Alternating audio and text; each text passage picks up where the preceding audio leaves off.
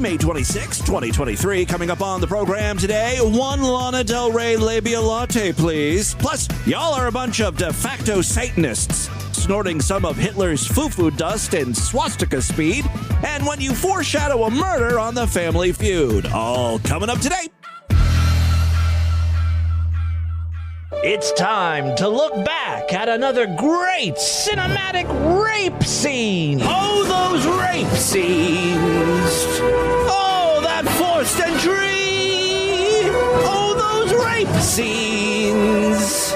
With the men so angry. You're about to have the very, very best. But I think a little music would be appropriate. So why don't you sing me some Jingle Bells? Huh? Come on, you just sing it for me. I said sing Jingle Bells! Jingle bells. That's right. Jingle bells. That's right. Jingle That's bells. good. Jingle Yeah, music is always good for balling. Oh, what fun it is to ride on horse open sleigh! Yes. Jingle bells, jingle bells. Oh, yeah. Jingle, oh, Oh, yeah. Oh, jingle all the way. Now it's time to end this song and start the show. Those awful rape scenes are loaded, willing, ready to. Rape scenes are loaded, willing, ready to. Rape scenes are willing, ready to begin unconsensually. It's the Distorted View Show with Tim Henson. I'm going to touch the feces and masturbate with it. I'm not going to fight for my country. I just want to smoke my weed, man. That really gave me tranny baby fever. Are you on the internet? Isn't that for techno geeks with spreadsheets? Yes, Tim Henson back here with you one more time as we end the week with the Friday show. Got a great one for you today. I ran across a video from TikTok user Orphe. Orphe is a singer-songwriter, but more importantly, he is obsessed with Lana Del Rey. Now, I don't know if it's okay to admit this. I hope Distorted View Daily could be my safe space.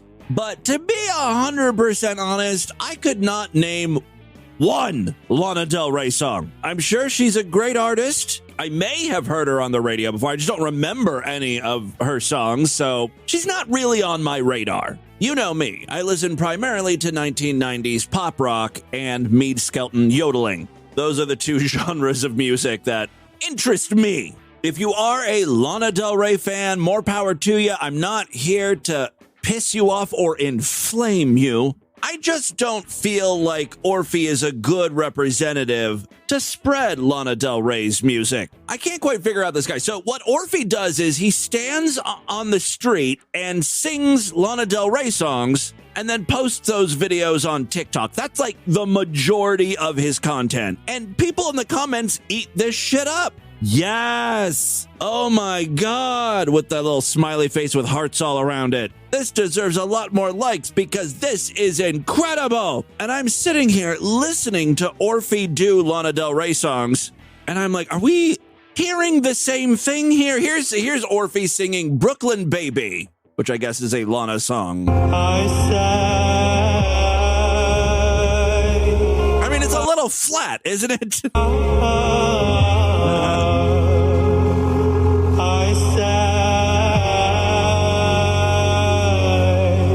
It's not bad enough to be a Linda Fingal Hall of Fame nominee. It's just, it's just like a Lana Del Rey fan doing karaoke, right? Here he is singing another Lana song. This one is kind of interesting me. It's called Cola. All right. I'm a soda nerd.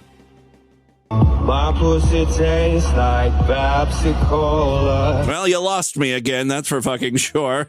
Is Lana Del Rey a little weird? I mean, these are some crazy-ass lyrics. My pussy tastes like Pepsi Cola. Is this one of those brand partnership deals? Like Lana Del Rey signed with Pepsi?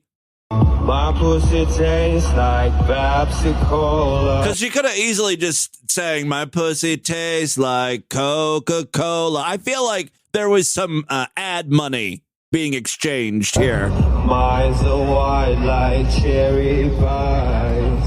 I got a taste for the men who older. This is not a great song for diabetics. So it's been Cherry so pie, cola. surprised. Every once in a while, he does do a non-Lana Del Rey song. Here he is singing Sia's Chandelier. Guess I'm just holding out for tonight. I'll be up holding out for tonight. I don't think that sounds good. I mean, he can sing, I love that of all people, I'm critiquing someone singing. holding out for tonight.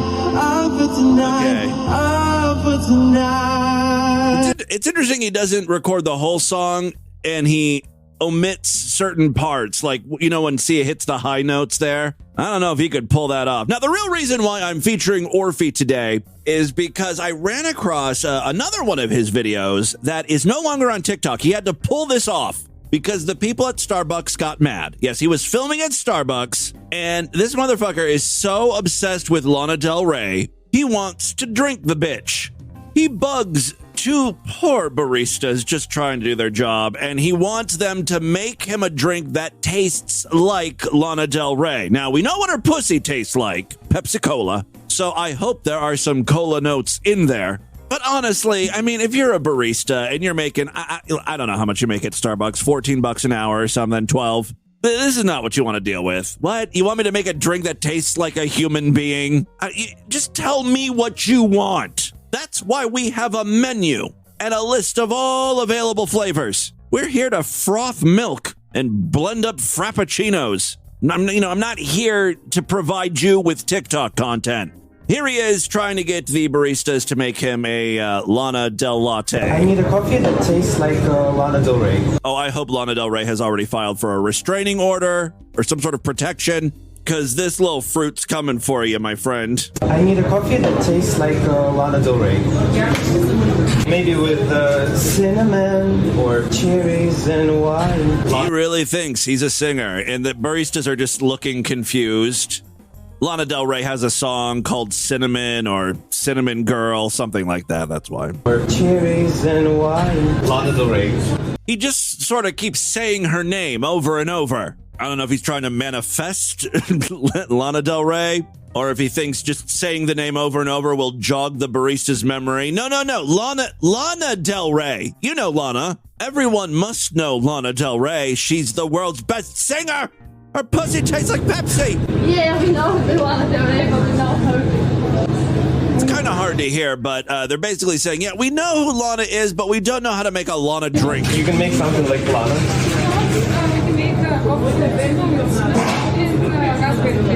Yes. Cinnamon and raspberry is what they've come up with. I just want to say that you sing really good. Yeah, thank you. So I think the barista's just trying to be polite here. She's like, you sing real good. My theory is that, you know how he sings on the street corner? It's like right outside of the Starbucks. So they have to hear this shit all the time. They know who this guy is. That being said, even though she's nice in the video, once she saw that she was being filmed for TikTok, like once she saw her video on TikTok, she wasn't so nice anymore. She demanded that he take it down because he didn't get their permission to film. It's Lana Del Rey. So he takes a sip and he's like, oh my God, this is Lana Del Rey. It's Lana Del Rey. It's so Lana Del Rey vinyl. I don't even know what that means. To me, it sounds like that Starbucks drink tastes like rubber or something. Well, the important thing is he's happy with his Lana Del Rey drink, and it doesn't taste like her pussy. Missed opportunity there. Well, that's Orphe for you. Lana Del Rey superfan. Catch his next performance on a street corner near you. Ting! Let's move on. Ugh. Another Dhar Mann video crossed my YouTube feed, and, I'm a sucker for, I guess, my own pain. You'd think I would learn after all these years. Tim, ignore the video. You're only going to get agitated. Nothing good could come from watching a Dhar Mann video. Now, for those of you who are new to the program, might not know who Dhar Mann is, He produces all of these feel-good videos that tell a little story and teach a lesson. I always say he's targeting the lowest common denominator because the lessons are like, don't judge a book by its cover. The titles of the videos are always like, spoiled rich kid is mean to a homeless person, instantly regrets it.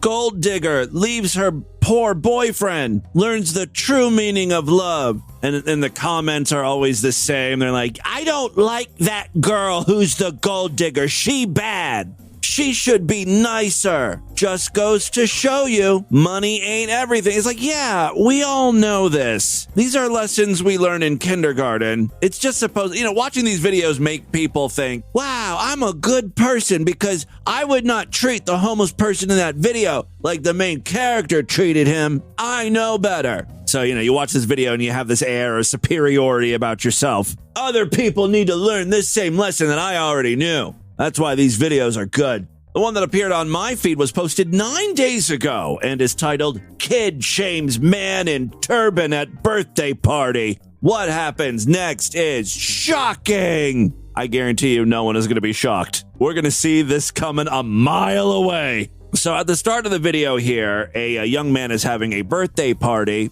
when a guest arrives. What the heck? Who invited this guy? Thank you. Mom, did you invite Jafar from Aladdin to come perform or something? There's Sonny. I'm sure that's his dad. Hey, guys, come on in. Come on in. This kid is giving dad with a turban here huge stink eye. The whole premise doesn't make sense because obviously this kid who has arrived at the birthday party is friends with the birthday boy. Also, birthday boy is black. And all of his friends are various different races or ethnicities. Like he's standing next to an Asian girl. Like he just has a problem with turbans, I guess. Thank you for coming. I'm Janine, Jacob's mom. I'm Baljit. I'm Sunny's dad. I made chicken curry for the potluck. I tried to go easy on the spice. I hope everyone likes it. Is this motherfucker throwing some shade? I toned down the spice. Starting to think birthday boy has the right idea. All right, so Sonny and his dad, of course, brings a birthday present. The mother takes that and puts it on a table or something. And then the father goes off to speak to other parents. And Sonny says hello to the birthday boy. Hey, Jacob. Happy birthday. Now, another thing about Dhar Mann videos is he has people do and say things that would never happen in real life. This is not the way people behave. So this kid is like, hey, Jacob, happy birthday, and then reaches out his hand to shake the birthday boy's hand, which is not how children interact with one another. It's not like two businessmen going out to lunch or something. Meanwhile, birthday boy refuses to shake his hand. Dude, is that really your dad? You caught me. That's my boyfriend. Yeah? Why? Then why is he wearing a towel on his head? It's also funny to think, like, the whole birthday is on hold now. There is nothing more important than getting to the bottom of this man with a turban on his head. Where most kids would be like, oh, when do I get to open presents? When do we eat cake? When are we going to dig into that delicious curry chicken your dad brought? No. Instead, let's accost one of your guests for the next few minutes. Oh, that's not a towel. It's a turban. Part of our religion. Then why aren't you wearing one? Ha-ha! I got you there, asshole! I used to, but... Having trouble coming up with an explanation? Huh? This all sounds pretty fishy if you ask me. I used to, but I got made fun of in elementary school a lot, so my parents cut my hair. Well, that explains it. The end. No. Birthday boy continues to be a dick about it. Well, they did you a favor. Because that thing is really embarrassing. I definitely wouldn't hang out with you if you were wearing one of those. Well, next thing you know, mom is just, checking on that curry chicken. And of course, birthday boy is right around to make some comments. All right. So she's sniffing it. Oh. What the heck is this? It's chicken curry. I think it's an Indian dish. Yeah. Who doesn't know this? Even if you don't eat Indian food, just the term curry chicken, it screams Indian, right? Sonny's dad brought it. Totally awesome. Okay, mom is high, I think. She did a little bit of crystal meth to get through this party. She's feeling way too good. Oh. Yuck. This is disgusting. Who's gonna eat this? It's almost like horror music playing. No wonder Indians always stink. Well, that's just rude. Especially considering your best friend who just showed up for your birthday party is standing right next to you and he is Indian. That's a bit of a social faux pas there. Again, this is not the way most people would behave. What? Who brought this? Who brought this chicken into my house? No! No one's gonna eat this! Party's ruined! And it's like, it's a potluck, dude. You don't have to eat everything. Just, take what you want. Luckily, we have lots of other food here, so we won't all starve. I'm gonna cover this up before it stinks up the whole house. I don't know what kind of birthday present the Indian kid brought. I hope it's a fucking tiara and wand, because this right here is a fucking drama queen. There's a funny moment between all the parents when they're getting ready to eat, and the mother opens the dish of chicken curry, and everyone is just like amazed by this. They're so confused, like, what in the world is this? What a mysterious and exotic treat from another land. I've never seen or heard of such a thing. I didn't even know they had chickens in India. It's like, yeah, it's chicken in a sauce, basically. God, what is that? Baljeet brought it. It's chicken curry. Ooh! It looks amazing. I cannot wait to try it. Jacob, come eat. But I want to open presents first, Mom. I'm an asshole, Mom. Well, the little prick gets his way. Dinner's put on hold so he can open some presents. Austin is first. Let's see what Austin got this guy. All right. Austin's just like a white dude, maybe Mexican. I don't know. This one's from Austin. Hey. Oh, he's white, yeah. A $50 Roblox gift card. Damn. Thanks, Austin. Well, the bar has been set pretty high. And it looks like birthday boy here is grabbing the Indian dude's present next. Let's hope it's curry. Some just spices. This one's from Sunny. Let's see how you fuck this up. Please let there be a turban in there.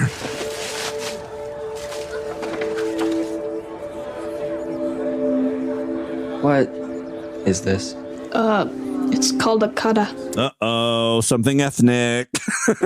It's supposed to keep the evil spirits away and protect you.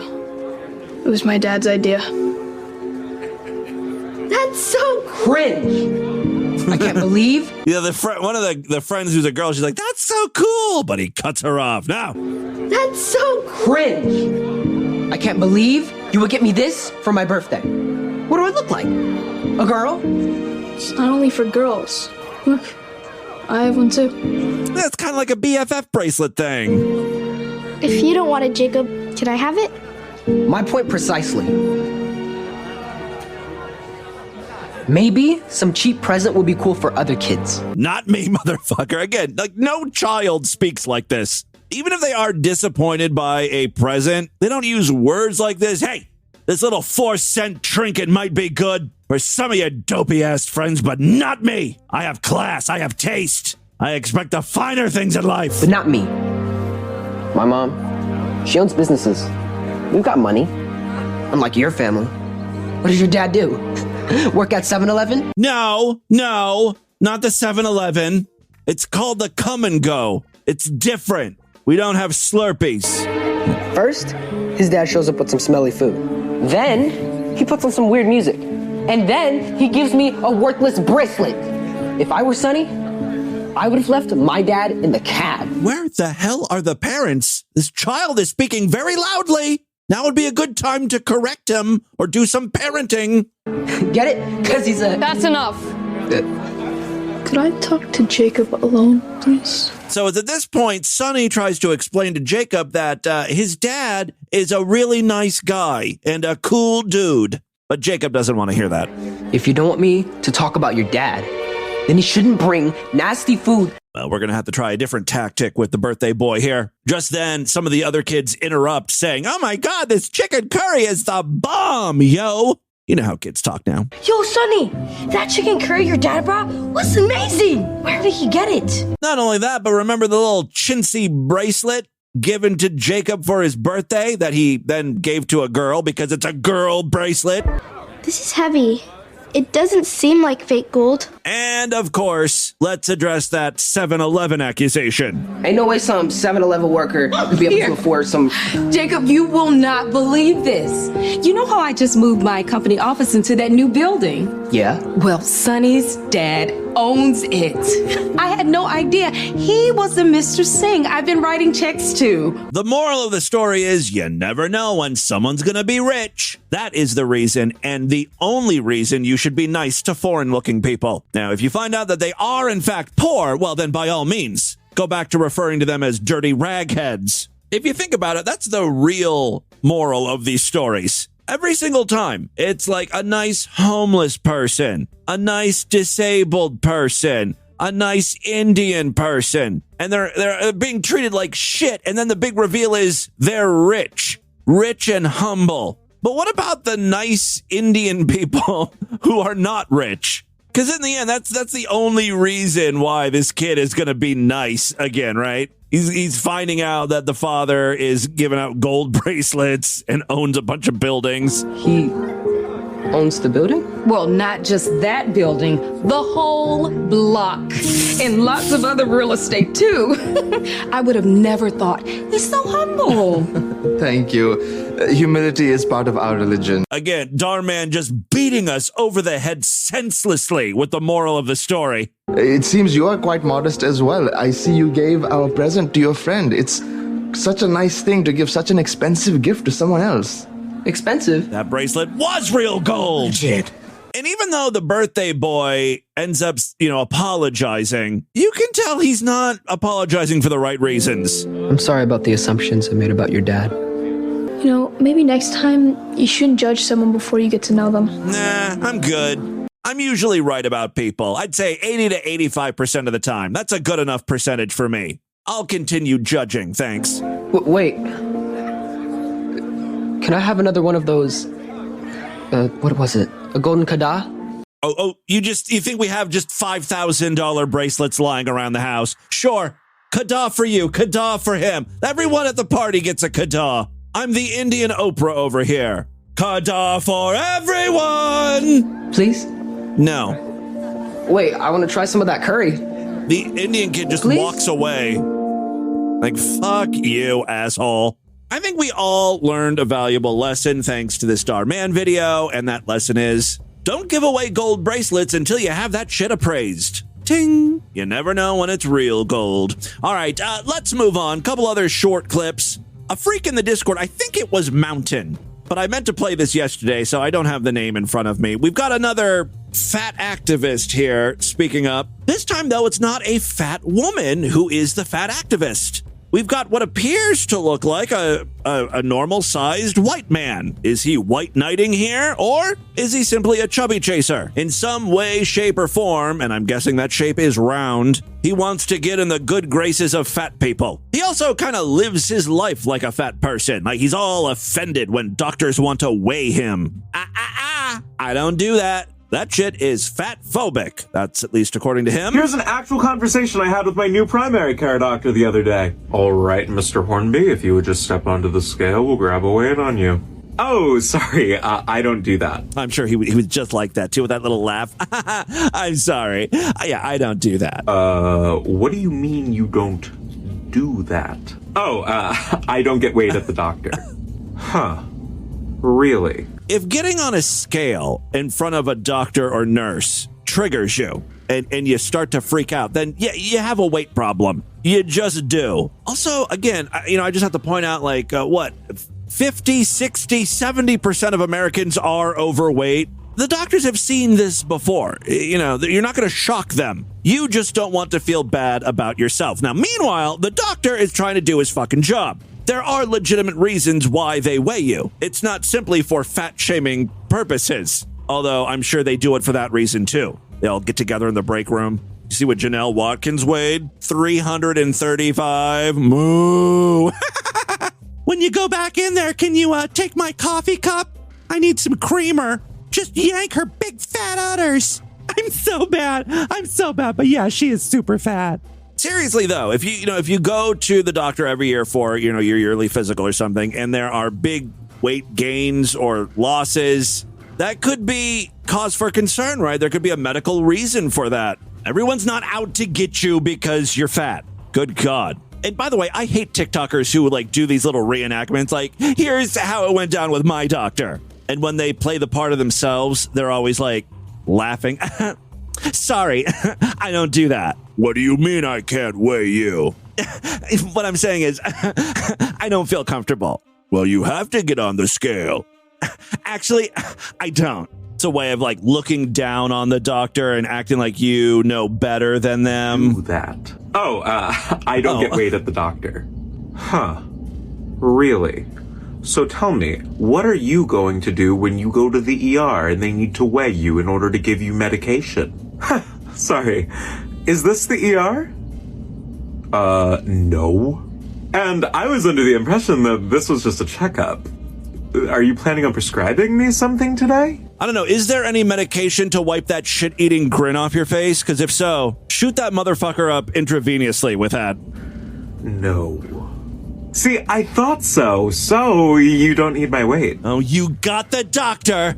Fine, let's move on. You won! The other line I hear from fat activists that I absolutely love is you should not be mindful of what you're eating, because anytime you think about how much you're eating or how little you're eating, that's some internalized fat phobia. You're thinking about what society is telling you is normal or good or what your weight should be. This is fucking insanity. You can eat whatever you want, whenever you want. Yes, you can eat whatever you want, so long as it's in moderation. Is that what I said? I don't think that's what I said. What? Are you going to tell me there's something wrong with saying eat in moderation? This is another conversation with himself, by the way. Cuckoo. Consciously moderating what you're eating is just another form of restriction. Well, that's not the harmful kind of restricting, though. No, it still is, because restricting leads to binging. You've got to be kidding. I'm fascinated by this guy. I'm totally subscribing to his channel because everything has to do with being fat and loving your fatness, loving double chins, loving stretch marks. He wrote a song, like an ode to his stretch marks, and he's playing it for his boyfriend here. So I'm going to play it for him for the first time. Trace my stretch marks like they were drawn by you. Prove my delusions untrue. I've never felt so loved, I've never felt so safe. Wasn't ready to start growing till you chased my blues away. I've never been so loved. And of course, now the song is available to stream on Spotify, Apple Music, anywhere you get shitty tunes, apparently. If you want to rock out to stretch mark love songs, you know where to find it now. Real quick, before we get into the news, I've got a clip here of a woman at a restaurant being rude to the staff. I think she must have got a carry-out order, or this is like a fast casual dining experience. I don't know. Regardless, the customers just want her to leave and are trying to give her a refund. I hope you never come back into this restaurant. This generation has ruined the fucking planet. I don't know what generation you're from, but you're ruining the planet. She doesn't seem quite old enough to be using that line. I don't know what generation you're from. This generation has ruined the fucking planet. Do not come into their restaurant and disrespect them. That's ridiculous. I refunded it. You're a goddamn de facto Satanist. Yep, you can leave. Thank you. I wish this video would have started 30 seconds earlier. I want to know what exactly the fight is about, because when the bitch starts uttering phrases like, you're a de facto Satanist, it leads me to believe that there's some other stuff going on here, right? I made you a refund. Give me the receipt. Here you go. Yeah. Give me the receipt. That's not all you know how to do is to use social media. Yep. Maybe if you actually treated people with some fucking respect, I'm sorry, you just called her a de facto Satanist. Treat us with respect. What are you talking about respect? This is the first time I've been here. You did not talk about respect. You did not talk about respect. You have to get out. I'm sorry, or I'll have to call the cops. You need to shut up. You're not involved in this. Okay. Yeah, another customer's getting involved. She's on our side and she's trying to defend us. No fucking shit, Sherlock. Call the cops right now. It's funny that is what pushed her over the edge. It's almost like you hurt her feelings. Are you calling me dumb? Are you intelligence shaming me? No shit, Sherlock. She's on our side and she's trying to defend us. No fucking shit, Sherlock. Call the cops right now! That's when she starts screaming. Kevin, call Mr. Charlie, please. Unfortunately, that's where the video ends. It kind of leaves us hanging, but it did provide us with the term de facto Satanist, which I will be using. I'm going to refer to myself as a de facto Satanist. Not entirely sure what it means, but it sounds pretty cool. All right, and with that, let's get into the crazy, bizarre twist to the fucked up news right now.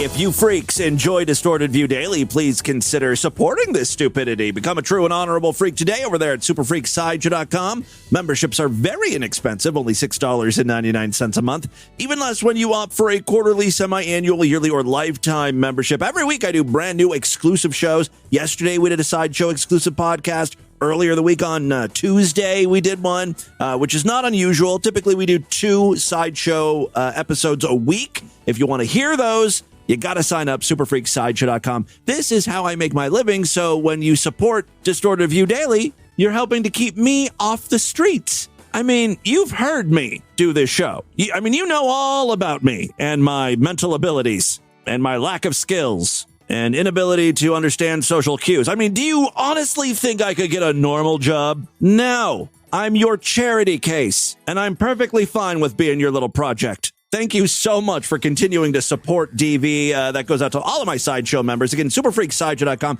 If you happen to use Apple Podcasts or Spotify, you can also sign up for Sideshow access in those apps. And if you go that route, the Sideshow exclusive episodes will appear alongside the free episodes right in your feed. For more information, check out distortedview.com and superfreaksideshow.com. We also have a Patreon account, another way to help support DV, patreon.com/distortedview. You can pledge as little as $1 over there. Every little bit helps. There are perks, like if you pledge $5, you get access to a special voicemail line where I will play your calls first. And if you are at a even higher tier, like $20 a month, occasionally I will send out DV merchandise to you. We do that a couple times a year, right? 3-4 times a year. I expect to do that again in June, so it's coming up. Great time to, sign up and become a patron. Patreon.com/distortedview. All right, 3 very quick stories now. First up, may I direct your attention to the chapter artwork if your podcast app supports it. If not, I'll try to remember to include the image over there at distortedview.com and superfreaksideshow.com. What you're looking at? Some big, fat, delicious bricks of cocaine embossed with the name Hitler and wrapped in swastika packaging. Apparently, cocaine manufacturers are going after a new demographic here, marketing towards neo-Nazis. All right, no judgment. Business is business. Peru's anti-narcotics police have seized about 127 pounds of cocaine headed for Belgium in packages bearing Nazi symbols and imprinted with the name of Germany's wartime leader, Hitler, as in Adolf Hitler, not the famous pastry chef Dolores Hitler, in case you were wondering. Easy to get confused. The drugs were hidden in 50 packages the size of bricks, each one bearing a Nazi swastika, according to a picture released by police on Thursday. Some of the packages were opened with the word Hitler written in high relief on the compacted white powder. It makes sense that cocaine would be the drug of choice for Nazis, because isn't that pretty much their salute or chant? White powder! Well, if you really want to go after the Nazi market, why not use a slogan like that? It's almost like got milk. Heil heroin. I could see that catching on. The drugs were found in a Liberian flagged boat in the small northern port town of Paita, close to the border with Ecuador. Police did not say if anyone was arrested. The Peruvian police's anti-drug directorate showed videos and photographs to the Associated Press news agency, revealing that the drugs were hidden inside the ventilation system of a container. Police continued to search more than 80 containers on the vessel. Drugs wrapped in Nazi insignia is a new development for Peruvian police, who have previously reported finding cocaine in brick-shaped packages with various and strange symbols. After its neighbor, Colombia, Peru is the largest producer of cocaine in the world. Well, if police would stop seizing all of it, maybe they could take the #1 spot. You're not giving them a chance. All right, yes, after its neighbor, Colombia, Peru is the largest producer of cocaine in the world, with about 400 tons produced each year. The country is also one of the largest producers of cocoa leaf, a product that is legal when used to chew or make an infusion, but is also the primary material in cocaine. If your Nazi cocaine order has been affected because of this police seizure, the manufacturer says you can fill out a form on its website to get your refund. No, that's not how that works. I don't know why cocaine manufacturers and distributors don't stand by their products. It's the right thing to do, but whatever. All right, second story we have for you today. This one comes from New Zealand. Apparently a chain over there named Hell Pizza. Satan away! Yeah, oh, there Satan goes. He's a delivery boy for Hell's Pizza. Hell's Pizza has a new promotion that's kind of interesting. You heard of the concept of buy now, pay later, or BNPL? A lot of companies are doing this. You know, whenever you order something online, it's like, hey, instead of paying $100 now, how about you space that out over like 5 months or something? Hell's Pizza is taking this concept one step further with its new Afterlife Pay. This is turning the heat on the buy now, pay later schemes, which are trapping a growing number of Kiwis in spirals of debt, particularly amid the cost of living crisis. Afterlife Pay will only be available to a select number of people. Those who are selected will be invited to sign a real amendment to their wills, allowing the cost of the pizza to be collected upon death. No interest or fees will apply, and the agreement is legally binding, according to Hell.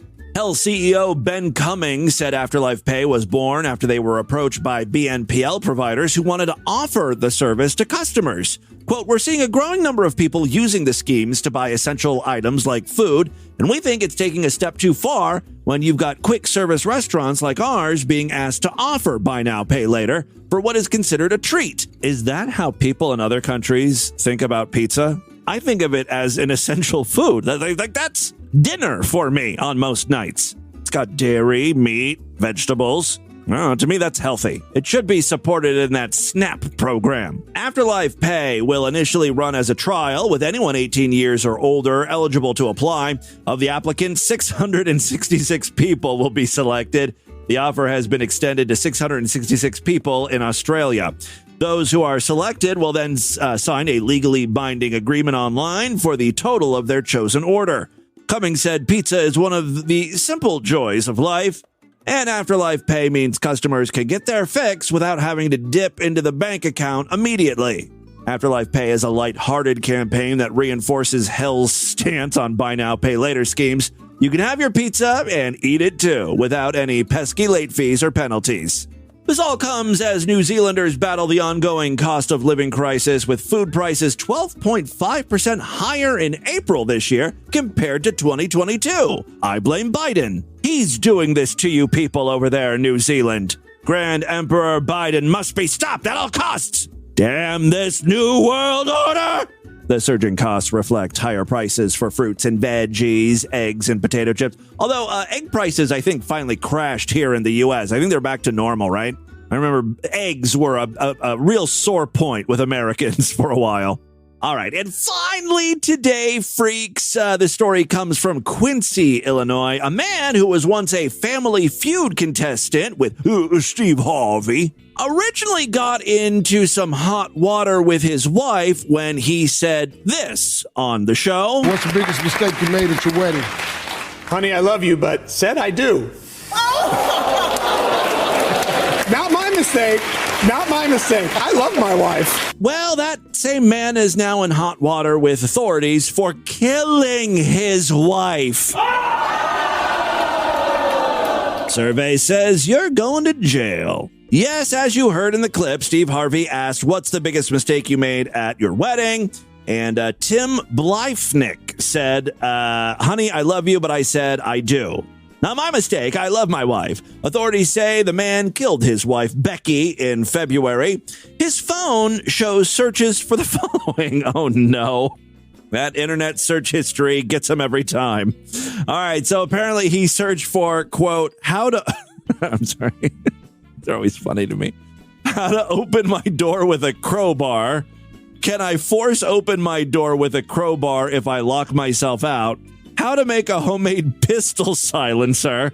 You know, normal stuff like that. Although that's not incriminating, really. Maybe he locked his door, and he doesn't have the key. So yeah, he needs a crowbar. Whatever. On Tuesday, Bleifnick was in court for opening arguments in his case. The last minutes of Becky's life were spent in fear and pain and terror. Prosecutor Josh Jones said. The case is dripping with reasonable doubt, Leifnick's defense attorney said. Becky's father, William, took to the stand on Tuesday, telling jurors how he discovered her body. I ran up the stairs, and since she supposedly was sick, I went to the bedroom to see if she was laying down. Well, she was laying down, all right. Didn't see anything in her bedroom. Went into the attached bathroom, and that's when I found her body lying on the floor. She looked like she was dead.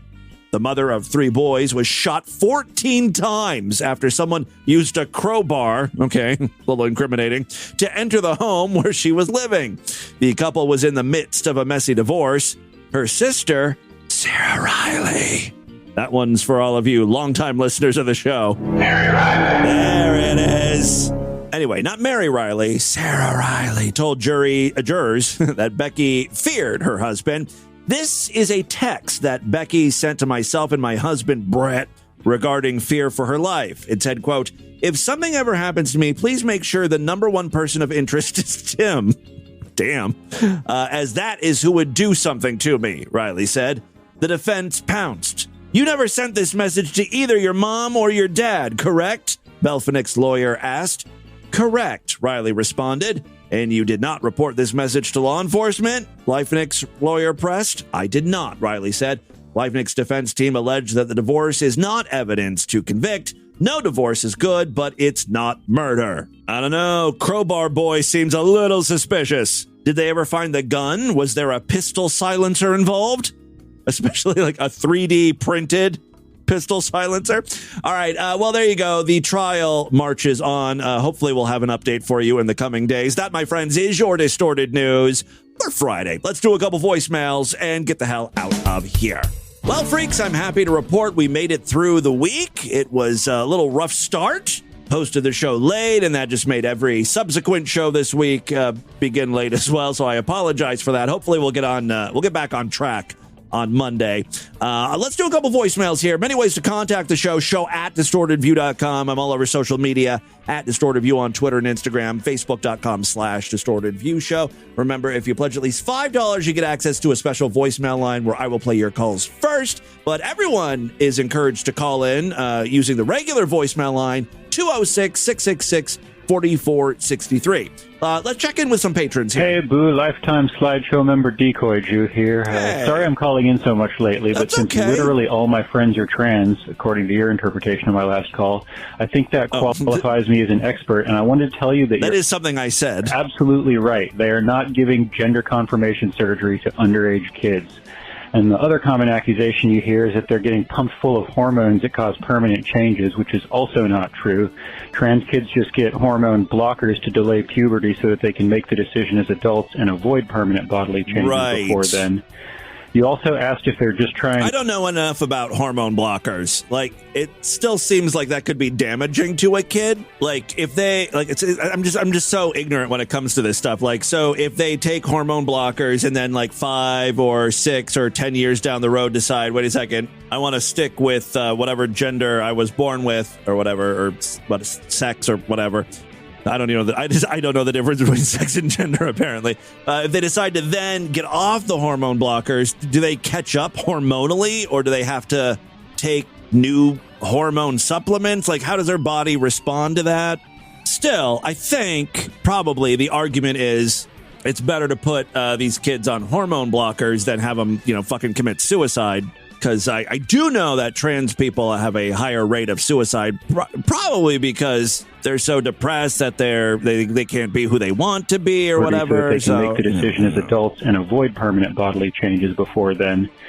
You also asked if they're just trying to scare parents, and I know you don't want to alienate your conservative listeners, so I'll do it for you. That's exactly what they're doing. It's just more over-the-top lies to rile up their base. And one more thing. He said teachers are trying to turn kids LGBT to teach them to hate God.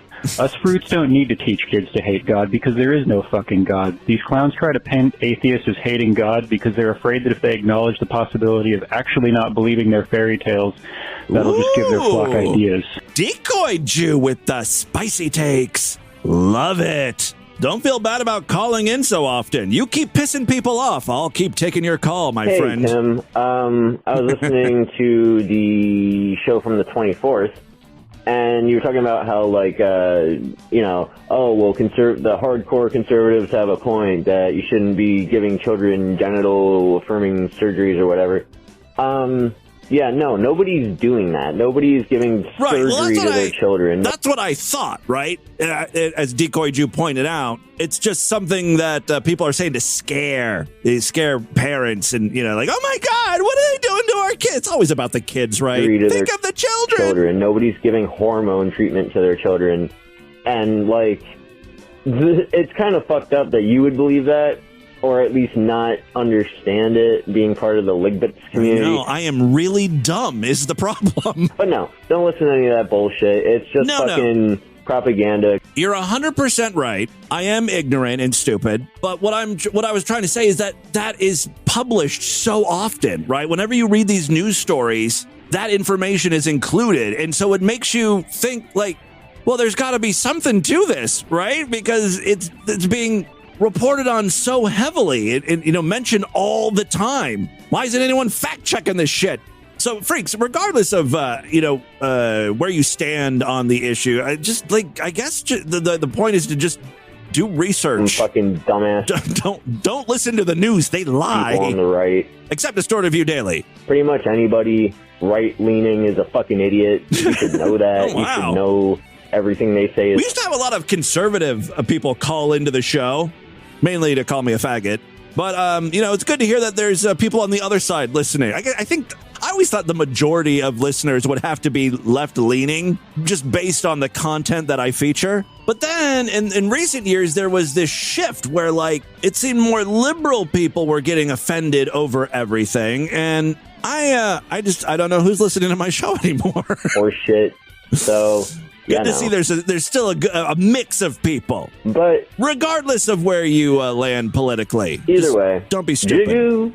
Well, thank you very much once again for setting me straight there, so to speak. I've always been a huge supporter of trans people, despite how I talk. Let us never forget Tranny and the Asian. That was a twofer. I managed to offend Asian people and trans people at the same time. But as always, I plead, it's just a fun thing. In the early days of DV, I think Sophia was our first longtime trans listener, and I interviewed her relatively early on in the run of the podcast. And since then, we've had a lot of trans freaks. So I was just a little confused about the kid stuff, because that seems to be the big thing everyone's pushing now. What they're doing to the kids with the cutting off the cock and the hormones, and they're stuffing breasts in them, like giving them titties. And they're asking these 5-year-olds, what do they want their new pussy lips to look like? Do they want them to be droopy? Tight? What shade of pink? Like, you shouldn't ask children that. It's like, none of that is happening. So it's all apparently just used to scare people. And it makes sense. It's always about kids. That's how you really freak people out. When gay marriage was an issue, that was one of the big arguments. Well, if we allow 2 grown gay men to get married, what's to stop a grown man marrying a little boy or a dog? Well, for one thing, laws. Now, admittedly, like I said a few times, I am an ignorant person, but if I could give one piece of advice, whenever someone is railing against something and their big excuse is, think of the children, you got to really scrutinize that. Much like I'm a de facto Satanist, that is their de facto argument. All right, that is all the time we have on this edition of the show. I want you guys to email me, show@distortedview.com. Distortedview.com is our official website. Voicemail line for you, 206-666-4463. That's 206-666. Oh God, is it oh God? No wonder Indians always stink. Spread the distortion, STD. Tell all your friends about the program. Don't forget to give us a 5-star rating, a thumbs up, or like wherever you can rate and review podcasts. Guys, thank you so much for a great week of programs. I'll be back on Monday to do it all over again. Until then, bye everybody.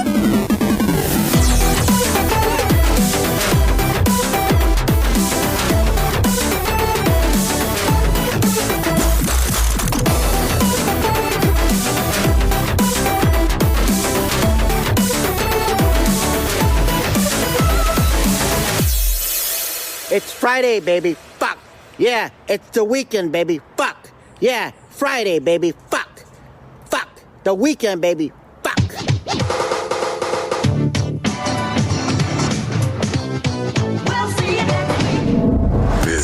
been another excellent podcast from the Scribe Media Group. Learn more at scribe.net.